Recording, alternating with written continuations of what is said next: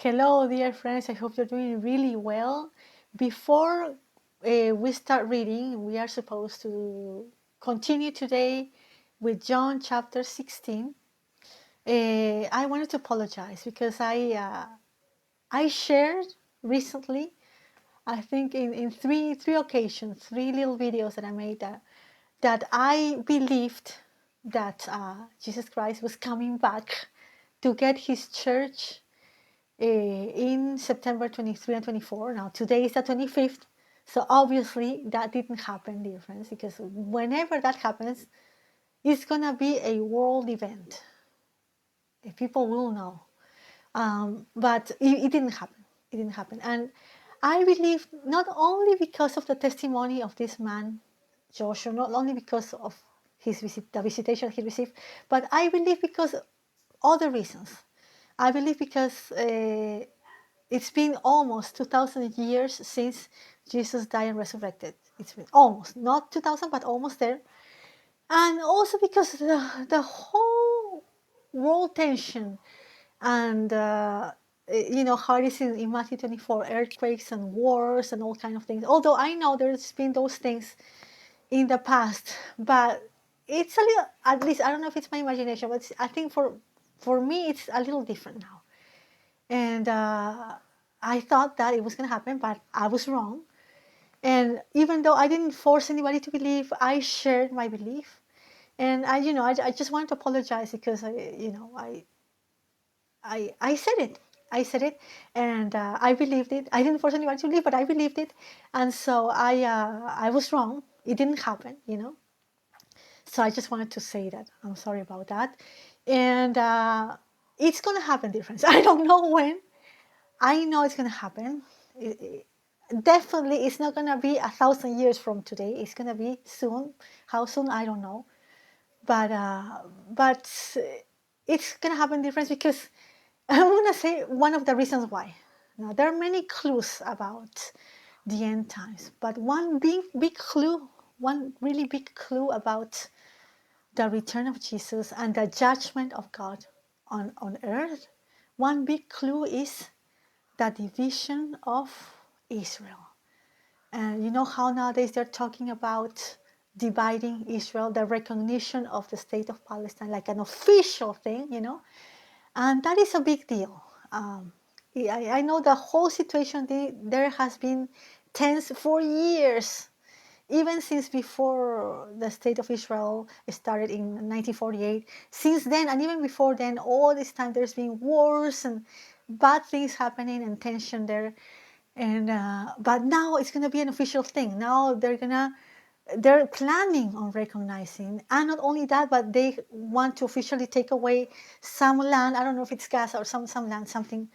And we know in the prophets, I don't know if it's Joel or is it Obadiah, I don't remember which one, that God clearly says that he is displeased, he's angry because they have divided his land or something like that. So it is a big deal that those things, those things that are happening in politics, and plus all the other things, all the other bad things, the whole thing is, the rapture will happen, dear friends. And right after it happens, the tribulation will start, So judgment, which is judgment, but huge judgment, that is described in the Bible, in the prophets, and also in Revelation. It's going to be really bad. Obviously, the rapture didn't happen, but it's going to happen soon. I don't know when. Obviously, I don't know when.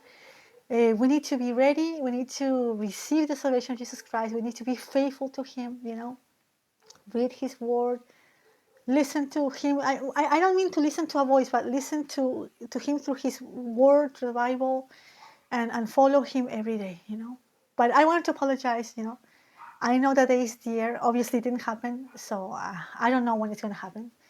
And even if I find out, dear friends, I think I'm just going to keep it to myself because there's no way to know 100% unless Jesus Himself comes to me and tells me, there's no way of knowing for sure. We know that the day is near, but I don't know when.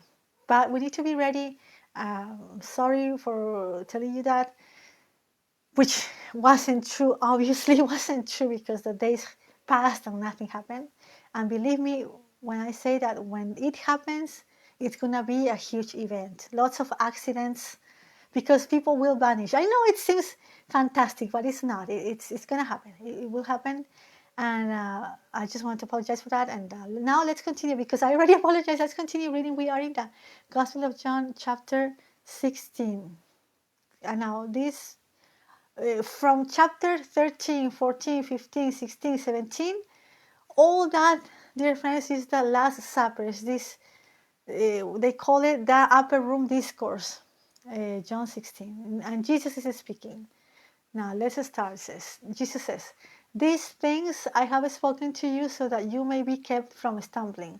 They will make you outcast from the synagogue, for an hour is coming for everyone who kills you to think that he is offering service to God. These things they will do because they have not known the Father or me. But these things I have spoken to you so that when their hour comes, you may remember that I told you of them. These things I did not say to you at the beginning because I was with you. But now I am going to him who sent me, and none of you asked me, 'Where are you going?' But because I have said these things to you, sorrow has filled your heart. But I tell you the truth. It is to your advantage that I go away, for if I do not go away, the Helper will not come to you, but if I go, I will send him to you." Now, the Helper is the Holy Spirit. "And he, when he comes, will convict the world concerning sin and righteousness and judgment. Concerning sin, because they do not believe in me, and concerning righteousness, because I go to the Father, and you no longer see me, and concerning judgment, because the ruler of this world has been judged. I have many more things to say to you, but you cannot bear them now. But when he, the Spirit of truth, comes, he will guide you into all the truth, for he will not speak on his own initiative, but whatever he hears, he will speak, and he will disclose to you what is to come. He will glorify me, for he will take of mine and will disclose it to you. All things that the Father has are mine. Therefore I said that he takes of mine and will disclose it to you. A little while and you will no longer see me, and again a little while and you will see me." Some of his disciples then said to one another, "What is this thing he's telling us? A little while and you will not see me, and again a little while and you will see me, and because I go to the Father." So they were saying, "What is this that he says, a little while? We do not know what he is talking about." Jesus knew that they wished to question him, and he said to them, "Are you deliberating together about this, that I said, 'A little while and you will not see me, and again a little while and you will see me'? Truly, truly, I say to you that you will weep and lament, but the world will rejoice. You will grieve, but your grief will be turned into joy.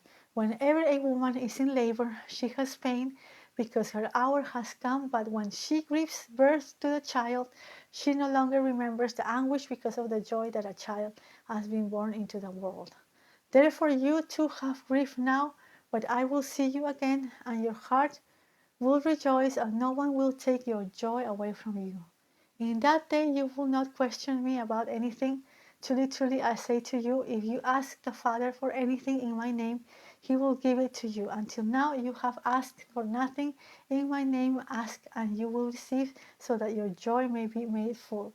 These things I have spoken to you in a figurative language. An hour is coming when I will no longer speak to you in figurative language, but will tell you plainly of the Father.